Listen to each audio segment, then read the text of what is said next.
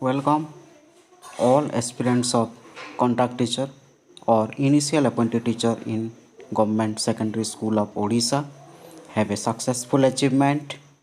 May this supportive attempt help you in your preparation journey. आमे समस्ते जानिचु initial appointed teacher government secondary school of Odisha पई notification आसी apply मध्य चली तो तार प्रिपेरेसन आम केमी कर पेडागोजी सब्जेक्ट रे केमी भल मार्क रखिपर एवं जड़े इनिशियल अपॉइंटेड टीचर केमी भाव सहज हो पार एवं आम मन मध्य रही अनेक द्वंद्व को आम समाधान कर पेडागोजी सेक्शन रू केमी भल मार्क रखिपर से चैनल माध्यम रे गोटे प्रयास चली तो यह निश्चित भाव में समस्त एस्पिरेंट्स को जो माने भी निजको प्रिपेयर करछंती हार्टिली निजको प्रिपेयर करछंती जो मानकर लक्ष्य अच्छी भविष्य रे जड़े शिक्षक हो समाज रो विकासमूलक कार्य रे समाज रो परिवर्तन रे निजको शामिल करबा पई से मानकु निश्चित भाव में किछिटा सहयोग हो पारिबो निश्चित भाव में किसी सपोर्ट मिलिबो से आशा रे आज ये चैनल माध्यम रे समस्त को किसी प्रिपेरेसन रे सहयोग करा जिवो तो समस्त को ये चैनल को स्वागत एवं समस्त को अनुरोध जो भल भाव में प्रिपेयर करंतु एवं ये चैनल माध्यम रे जो डिस्कशन चली डिस्कशन समय रे समस्ते नोटबुक रे जहाँ क्रिटिकल डिस्कशन हेबो जहाँ किछि भल पॉइंट थिबो ताकू नोट करिवे ता सहित कमेंट बॉक्स रे मध्य निजर महत्वपूर्ण मतामत को लिखि जणाइले से अनुसार से मानकू प्रिपेयर करबा पई प्रयास करा जिवो तो आजिकार एई सेशन रे हमें आलोचना करिबा जो आमर अच्छी सिलेबस रे लर्निंग कौन लर्निंग रो नेचर कौन से विषय रे आज आलोचना करा जिवो एवं परवर्ती समय रे अन्य विषय जहाँ रही से आलोचना हेबो। फास्ट आम जानिबा what is learning. We all know that a child takes his birth with some inherited qualities. जेतेबेले जड़े शिशु जन्म निए से किछि ईश्वर दत्त गुण बा वंशानुक्रमिक गुण बा किछि लुकायित गुण नहीं से जन्म होता है।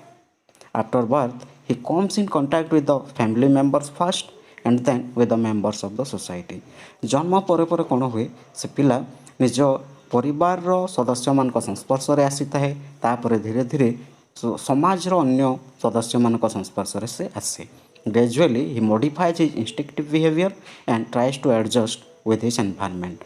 धीरे धीरे कौन हुए से निज व्यवहार रे बा निज प्रवृत्ति रे संशोधन आनी थाए एवं परिवर्तनशील एनवायरनमेंट बा परिवेश रे निजको एडजस्ट करने से चेष्टा करी थाए।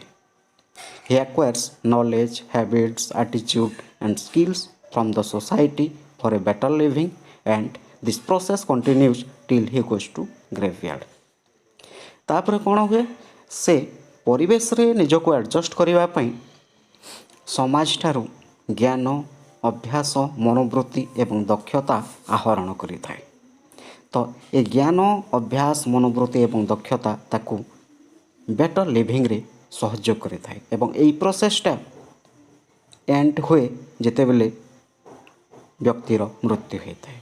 तो यहीटा को यही प्रोसेस को ही आमे जो प्रोसेस रे आमे नॉलेज एक्वायर करचु हैबिट एक्वायर करचु एटीट्यूड एक्वायर करचु स्किल एक्वायर करचु जहाँकि आमको बेटर लिविंग रे सहायता करुच्ची एनवायरनमेंट रे एडजस्ट होबार सहायता करुच्ची यही सब जिन एक्वायर कर प्रोसेस को ही आम कह लर्निंग एवं ये लर्निंग यहाँ कौन हुए जन्मर आरंभ हुए एवं मृत्यु रे ही शेष होता है। तो यहीटा को कौन कहुए it is a continuous process learning को कंटिन्यूअस प्रोसेस बोली एइथिपई कहुए। तो बर्तमान आम जानिबा मीनिंग ऑफ लर्निंग शिक्षणर अर्थ कौन। Learning is the process by which a relatively lasting change in potential behavior occurs because of practice or experience। तो शिक्षण कौन शिक्षण होची एमिति एक प्रक्रिया जहाँ माध्यम रे आम व्यवहार रे एक परमानेंट चेंज आसी थाए, जहाँ प्रैक्टिस एवं अभिज्ञता माध्यम रे होई थाए। अभ्यास एवं अभिज्ञता माध्यम रे व्यवहार रे जो परमानेंट परिवर्तन आसी थाए ताकू ही कहाउची शिक्षण। तो आमे जेतेबेले भी कौन सी समस्या पड़ुचु, समस्यार समाधान पाई आमको आवश्यक होउची ज्ञान आवश्यक होउची, अभ्यास आवश्यक होउची, मनोवृत्ति आवश्यक होउची, दक्षता आवश्यक होउची। तो आम ज्ञान अभ्यास मनोवृत्ति एवं दक्षता रे परिवर्तन आनिबा पाई आमको आवश्यक होता है अभिज्ञता एवं अभ्यास। तो अभिज्ञता एवं अभ्यास माध्यम रे मनीष व्यवहार रे जो स्थायी परिवर्तन आसी थाए ताकू ही शिक्षण बोली कहा जाए। तो शिक्षण होउची एक स्थायी परिवर्तन।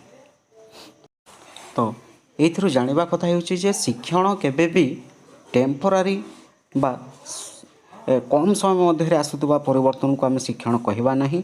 यह होउची मनीष व्यवहार एक स्थायी परिवर्तन एवं यही परिवर्तन कहा माध्यम रे होउची अभिज्ञता एवं प्रैक्टिस माध्यम रे होउची। Learning is also a process of acquiring modification in existing knowledge skills habits और टेंडेंसीज थ्रू एक्सपीरियंस प्रैक्टिस और एक्सरसाइज।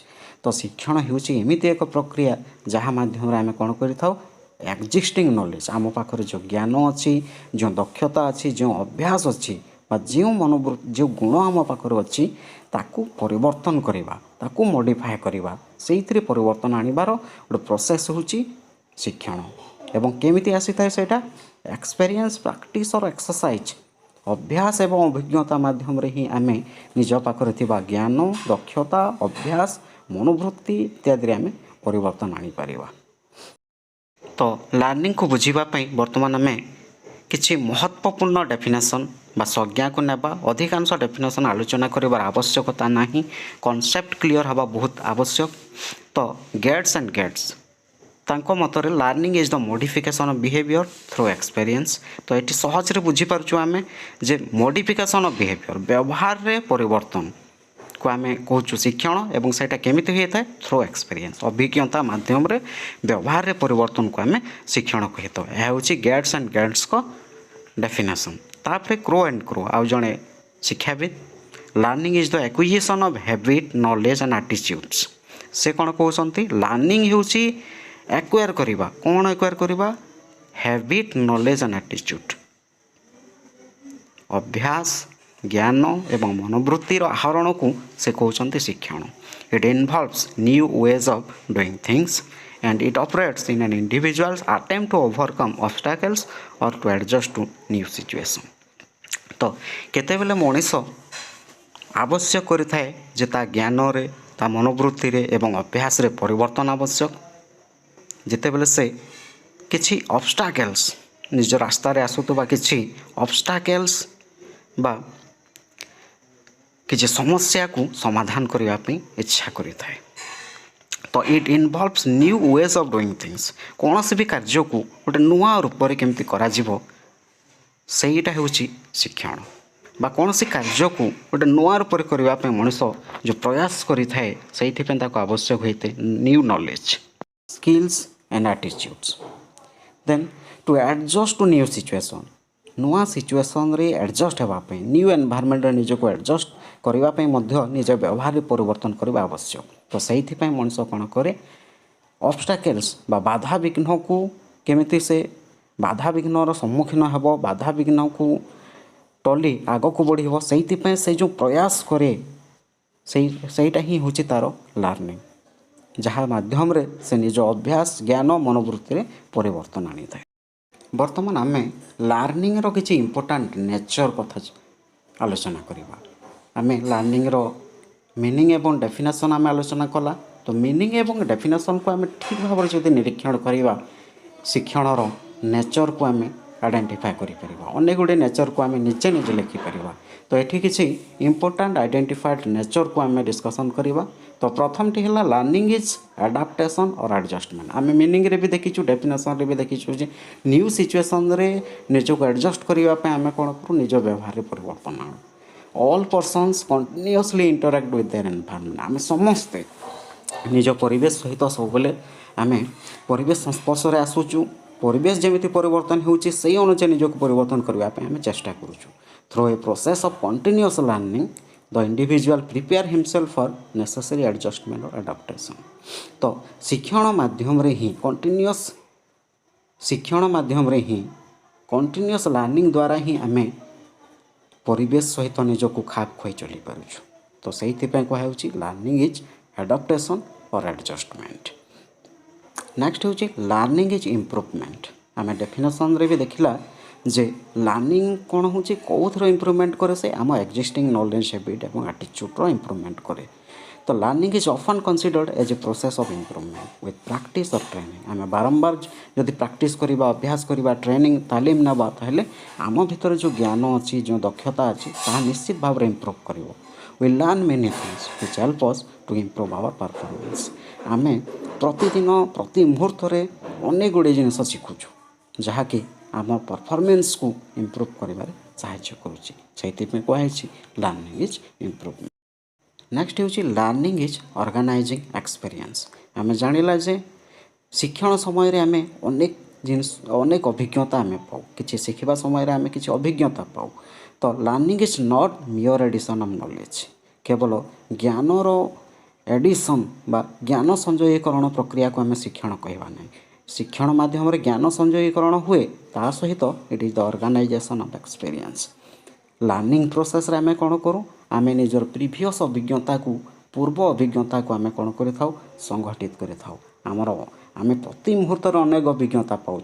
तो प्रत्येक अभिज्ञता को आम ऑर्गेनाइज कर लर्निंग प्रोसेस रे जहाँकि आमको भविष्य में आहरी अधिक ज्ञान आहरण में आहरी अभ्यास गठन रे आमको साहाय्य करें। तो it is the organisation of experience. Then हूँ लर्निंग ब्रिंग्स बिहेवियरल चेंजेस। आम आगु जानिछु शिक्षण व्यवहार रे परिवर्तन आनी थाए whatever the direction of changes may be. Learning brings progressive changes in the behaviour of an individual.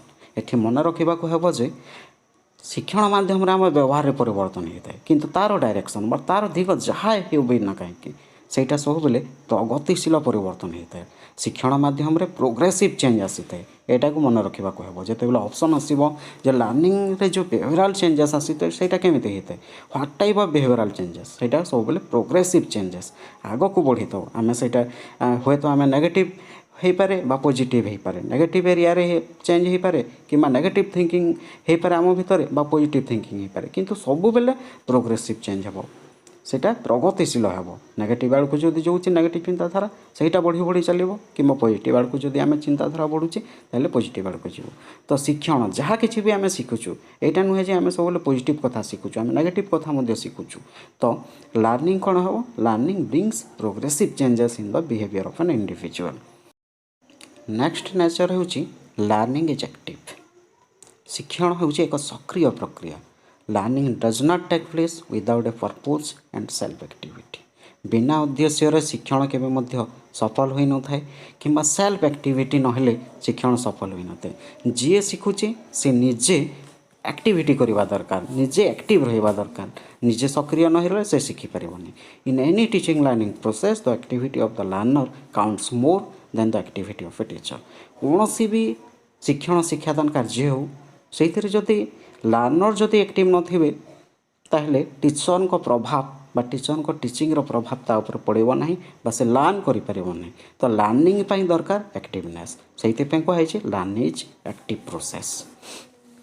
Next हूँ लर्निंग इज गोल डायरेक्टेड। शिक्षण हूँ लक्ष्य निर्देशित। When the aim and purpose of learning is clear, an individual learns immediately। जिते बेले शिक्षणर लक्ष्य clear थाए रास्ता जना पड़ू थाए उद्देश्य आखि सामने थाए से समय रे व्यक्ति स्वतःप्रवृत्त भाव में शिखिबापी आग्रह प्रकाश करे ता मध्य रे आग्रह जन्मी थाए। इट इज द पर्पज और goal which determines what the learner sees in the learning situations and how he acts। तो लर्निंग रो जो उद्देश्य अच्छी बा लक्ष्य अच्छी से लक्ष्य ही शिक्षार्थी को बा लर्नर को से कौन शिखिबापी जाउछि एवं सेटा शिखिबा द्वारा तार कौन परिवर्तन हेबो ता सहित से कौन सब एक्टिविटी करिवो हाउ हि एक्ट्स किपर से माने एक्टिविटी कर शिखा समय बा लर्निंग सिचुएशनटा कौन थी से जापर था क्यों लर्निंग सिचुएशन क्यों शिक्षण अवस्था से शिख क्यों सिचुएशन क्रिएट करा जापाई शिखापी एवं कौन सब से एक्टिविटी करने जाऊँगी से क्लीयर हो जदि लर्निंग पर्पज और गोल जदि ताकू बतई दि जाए बा देखा दि जाए से जिते बले आम पिला कि शिखाइवाई जाऊँ नुआ कि जिनस जदि आम शिखाइवाई जाऊँ ता पूर्वर आम कौन करवा कनसेप्टर पर्पज कौन गोल कौन सेटा पिला बतई देवा दरकार जहाद्वारा तांको मन भितर एक आग्रह जन्म। नेक्स्ट हूँ learning is universal and continuous all living creatures learn समस्त जीवजंतु जहाँ भी देखुचु जहाँकर भी जीवन अच्छी से मैंने किसी ना कि शिखुंट कारण हूँ से मैंने निज परिवेश संस्पर्श आसुँच परिवेश सहित खाप खुई चलबार आवश्यकता रोचे से परिवेश सहित निजक एडप्ट करने से कौन कर लर्न कर नुआ उपाय शिखुंट से नुआ टेक्निक शिखुंट every moment the individual engages himself to learn more and more प्रति मुहूर्त प्रत्येक समय आम कौन करूँ अधिक अधिक शिखापी आम निजक नियोजित करुँ तो right from the birth of a child till the death learning continues जन्मर मृत्यु पर्यंत शिक्षण लगातार भाव में चली से शिक्षण को continuous process life long process बोली कहुच्छी एवं जेहेतु ऑल लिविंग क्रिएचर्स लर्न कर समस्ते जेहेतु शिखुंट से लर्निंग को यूनिवर्सल बोली कहुच्छी। देन हूँ learning is a process and not a product learning is a fundamental and life long process आम आगु भी जानीचु learning is a life long process continuous process attitude fears gesture motor skills language skills etcetera are the product of learning they are not learning themselves तो आम जानीचु learning is a continuous process life long process किंतु एठी जो अच्छी attitude बा मनोवृत्ति आम मन भीतर देखा फियर गेस्चर आमर जो ढंग आम केमी छिड़ा होचु आमर मुखर जो भावभंगी केमी रोचे मोटर स्किल्स आम अंग चालना केमी करुँ भाषा भाषार जो स्किल्स अच्छी विभिन्न स्किल जो अच्छी भाषार जो दक्षता अच्छी LSRW आमर जो अच्छी main skills of learning language जो अच्छी तो ये सब जिन कौन हो सब जिन को आम लर्निंग बोली कहबानी एमाने होती प्रोडक्ट्स ऑफ लर्निंग लर्निंग रो प्रोडक्ट किसी जिन आम शिखी सारा पर ही आम मनोवृत्ति परिवर्तन आसूँ कौन सी गोटे जिनस देखा पर ही आम मन भीतर भय सृष्टि कौन सी परिस्थितिर सामना करने ही आम से प्रकार गेस्चर कर कौन सी कम करने आमर मोटर एक्टिविटी सेमती कर भाषा शिखा समय आम जो कहूँ आम प्रथम शिखुचु तापर कहूँ प्रथम शुणुचु तापर कहूँ आमर जो आमर लैंग्वेज रो जो मुख्य चारोटी स्किल अच्छी LSRW बोली जो कहूँ आम कौन सी भी लैंग्वेज को शिखबार जो तरीका अच्छी जे ई माध्यम माने प्रथम लिसनिंग हेबो तापर स्पीकिंग हेबो तापर रीडिंग तापर राइटिंग तो ये जो स्किल गुड़ाक अच्छी लैंग्वेज ये सब लर्निंग नुहति माने होचंती गोटे गोटे प्रोडक्ट प्रथम जड़े पिला शिखुची तापर जाई ये सब स्किल से अप्लाई करुच्ची अन्य मान संस्पर्श तार परफॉर्मेंस देखौची सेहितपई कहैछि जे this are not learning themself but they are the product of learning. Next होची learning generally involves some degree of permanence activities bringing temporary change in behavior and not lasting do not come under learning आम आगर भी जानीचु जे शिक्षण कौन शिक्षण होची एक स्थायी परिवर्तन मनुष्य व्यवहार एक स्थायी परिवर्तन ह्यूमन बिहेवियर आसुवा परमानेंट चेंज और लास्टिंग चेंज को ही आम कहूँ लर्निंग बोली तो टेम्पोरारी चेंज कौन सी प्रकार भी टेम्पोरारी चेंज को आम लर्निंग बोली कहबानी आम व्यवहार रे आसुवा टेम्पोरारी चेंज को आम लर्निंग कहबानी यहाँ मन रखा हम cramming for examination and forgetting it after some times does not bring any change in the total behaviour pattern of the learner तो आम जो परीक्षा आगु देखी अनेक पिला कौन करते घोषी था परीक्षा घोषी था कि परीक्षा सरीगला समय कौन हुए सब फरगेट कर आम भूली जाऊ तो घोषा समय आम भर जो परिवर्तन आसूँ जे कहीं भी देख आम जदि घोषी ता सामने जब आंसर कहीदेवा ताले से व्यक्ति कौन भाव ए पिलाटा बहुत ज्ञानी किंतु सेटा कौन होता है केवल परीक्षा आम घोषित सेटा केवल परीक्षा ମାନେ ସରିବା ପର୍ଯ୍ୟନ୍ତ ଆମ ମାଇଣ୍ଡରେ ରହିଥାଏ। ମାନେ ପରୀକ୍ଷା ହଲ୍ରୁ ବାହାରି ଗଲା ପରେ ସେ ସବୁ ଜିନିଷ ଆମ ମାଇଣ୍ଡରେ ଆଉ ରହେ ନାହିଁ। ତ this type of learning can not be said as true learning. ତାକୁ ଆମେ ଶିକ୍ଷଣ ବୋଲି ଆମେ କହିବା ନାହିଁ। ତା ସହିତ ମାଦକ ଦ୍ରବ୍ୟ ସେବନ ଦ୍ୱାରା ମଧ୍ୟ ଯେଉଁ ଆମର ଯେଉଁ ବ୍ୟବହାରରେ ପରିବର୍ତ୍ତନ ଆସିଥାଏ ତାକୁ ମଧ୍ୟ ଆମେ ଶିକ୍ଷଣ କହିବା ନାହିଁ। ତ ଶିକ୍ଷଣ ସବୁବେଳେ ହେଉଛି permanent change in human behaviour. ଯାହା ମାଧ୍ୟମରେ ବି ହେଉ, ଯଦି ସେଇଟା ଆମ ଭିତରେ କିଛି ସ୍ଥାୟୀ ପରିବର୍ତ୍ତନ ଆଣୁଛି ତାକୁ ହିଁ ଆମେ କହିବା ଶିକ୍ଷଣ। ଦେନ୍ ହେଉଛି ଲର୍ଣ୍ଣିଂ ଇଜ୍ କମ୍ପ୍ରିହେନ୍ସିଭ୍। ଶିକ୍ଷଣ ହେଉଛି ବ୍ୟାପକ। The scope of learning is spread over each and every dimension of life. ଆମ ଜୀବନର ପ୍ରତ୍ୟେକ କ୍ଷେତ୍ରରେ ଶିକ୍ଷଣ ପରିବ୍ୟାପ୍ତ। ମାନେ ଆମେ ଯେତେ ବି ଶିଖୁନା କାହିଁକି, ଆମେ ଜୀବନ ଥିବା ପର୍ଯ୍ୟନ୍ତ ଆମ ଶିକ୍ଷଣ କେବେ ମଧ୍ୟ ସମାପ୍ତ ହୋଇନଥାଏ ବା ସମୁଦାୟ ଜିନିଷକୁ ଆମେ କେବେ ମଧ୍ୟ ଶିଖିପାରିବା ନାହିଁ। ଆମ ଜୀବନର ପ୍ରତ୍ୟେକ ଦିଗରେ ଆମେ ଶିଖିଥାଉ। ପ୍ରତ୍ୟେକ ଦିଗରେ ଆମେ ନିଜର ଇମ୍ପ୍ରୁଭମେଣ୍ଟ ଚାହିଁଥାଉ। ଅନେକ ସମସ୍ୟାର ସମ୍ମୁଖୀନ ଆମେ ହେଉଛୁ। ଇଣ୍ଡିଭିଜୁଆଲ୍ ଟୁ ଇଣ୍ଡିଭିଜୁଆଲ୍ ସମସ୍ୟା ଭେରି କରୁଛି। ତ ସେମାନେ ଅନେକ କିଛି ଶିଖୁଛନ୍ତି, ଅନେକ ପ୍ରତି ମୋମେଣ୍ଟରେ କିଛି ନା କିଛି ଶିଖୁଛନ୍ତି। ତ ଶିକ୍ଷଣର ପରିସର ପରିବ୍ୟାପ୍ତ। ଜୀବନର ପ୍ରତ୍ୟେକ ଦିଗକୁ ଏହା ବ୍ୟାପ୍ତ ହେଇଛି। It is a very comprehensive process which covers all dimension. ଏହା ଆମର ପ୍ରତ୍ୟେକ ଡାଇମେନସନ୍କୁ କଭର୍ କରୁଛି, ଯେମିତିକି cognitive, affective and psychomotor of human behaviour. ଆମେ ବ୍ୟବହାରର ଗୋଟେ ମୁଖ୍ୟ ଡାଇମେନସନ୍ ଅଛି। ଜ୍ଞାନାତ୍ମକ ଦିଗ ରହିଛି, ଆମର ଭାବନାତ୍ମକ ଦିଗ ରହିଛି, ତା ସହିତ ଆମର କ୍ରିୟାତ୍ମକ ଦିଗ ରହିଛି, ସାଇକୋମୋଟର, ଯେଉଁ ଆମେ ଆକ୍ସନ୍ କରୁଛୁ ବିଭିନ୍ନ ପ୍ରକାର। ତ ପ୍ରତ୍ୟେକ ଦିଗକୁ କଭର୍ କରୁଛି ଶିକ୍ଷଣ। ତ ସେଇଥିପାଇଁ କୁହାହେଉଛି ଲର୍ଣ୍ଣିଂ ଇଜ୍ କମ୍ପ୍ରିହେନ୍ସିଭ୍। ତ ଏଇଥିରେ କ୍ୱେଶ୍ଚନ୍ ଆସିପାରେ ଯେ ଲର୍ଣ୍ଣିଂ କେଉଁ ସବୁ ଡୋମେନ୍କୁ ଇନକ୍ଲୁଡ଼ କରିଥାଏ। ତ ସେଇଟା ହେଉଛି କଗ୍ନିଟିଭ୍, ଆଫେକ୍ଟିଭ୍ ଏବଂ ସାଇକୋମୋଟର। ଏଇଟା ମନେ ରଖିବାକୁ ହେବ। ଲର୍ଣ୍ଣିଂକୁ କ'ଣ ପାଇଁ କମ୍ପ୍ରିହେନ୍ସିଭ୍ କୁହାଯାଇଛି? ଯେହେତୁ ଏହା it covers all dimensions of our life, ସେଇଥିପାଇଁ learning is comprehensive. Then instincts and reflexes are not learning. Changes in behavior on the basis of native response tendencies like instincts and reflexes, they are not learning, cannot be attributed to learning. Infant shocking behavior, blinking at bright lights, these type of activities or this type of change in behavior cannot be attributed to learning. तो आम अनेक समय देखीचु गोटे छोट छुआ, अनेक समय आम देखी छोट छुआ मैंने चमकी पड़ी था। गोटे शब्द हेले चमकी पड़े कि जदि अचिन्हा लोक सामना को आसब चमकी पड़े।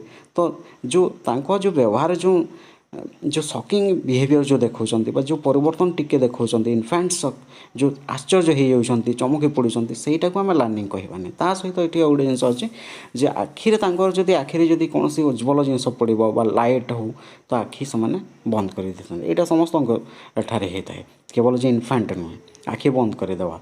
तो सही जो चेंज आसूची माने किसी समय पर जो आखि आम बंद कर दूचु पुणी से लाइट न पड़े आम पुणी खोला देखुचु। तो यहाँ को आम लर्निंग बोली कहबा नहीं। तो आम जो रिफ्लेक्स बिहेवियर देखी गोटे छोट छुआ जो माने 4-5 मास रही गोटे छुआ ता माने ता हाथ में जदि आम टच करवा ता हाथ को टच कले से कौन करें से माने धरी पकई थाए। तो यहीटा हूँ रिफ्लेक्स बिहेवियर पिलामानंकर। आखि सामना को कौन गोटे आसीगले आम संगे संगे आम आखि माने आम आखि पता को बंद करदे। तो ताकू आम लर्निंग बोली कहबा नहीं। देन हूँ learning as growth and development. Learning is never ending growth and development. आम जहाँ किसी भी शिखुचु सेटा आमर कौन ना कौन दिगरे डेवलपमेंट सहयोग हो। At each stage the learner acquires new vision of his future growth। तो भविष्य आड़ को आम बढ़ी बढ़ी चलीचु।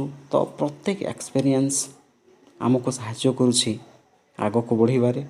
तो प्रति मोमेंट रे आम जहाँ किसी भी शिखुचु सेटा आमको आग को बढ़िबारे साहाय्य करुछि। सेहितेपई कहउछि learning as growth and development. Then हूँ learning is not directly observable. The only way to study learning is through some observable behaviour. आम डायरेक्टली ऑब्जर्व करिपरिबा नहीं शिक्षण को। आम कौन करवा शिक्षण होइछि जड़े पिला किसी जिन शिखीचे बोले आम केमती ऑब्जर्व करिपरिबा तार परफॉर्मेंस रु तार बिहेवियरल चेंजेस रु ही आम ताको ऑब्जर्व करि परिबा। We can not observe learning, we see only the performance and the consequence of performance.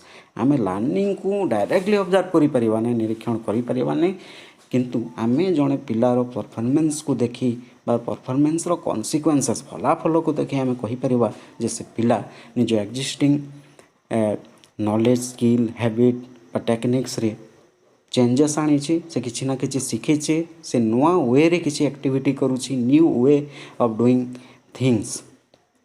आमे जदि यही जिन सब जड़े पिला पाखर देखिपारा से आगुरी जहाँ जानू ना से सब जिन को जदि एबे जानूची एबे करि पारुची, आगर एडिशन करि पारु नथला एबे करि पारुची, सब्सट्रैक्शन करि पारु नथला एबे करि पारुची, विभिन्न टेक्निक्स आमे जहाँ शिखैतिला पिला को से जदि अप्लाई करि पारुची, तार एप्लिकेबिलिटी जदि अच्छी ताहले आमे तार परफॉर्मेंस को देखि लर्न करिछि बोली आमे कहि परिबा।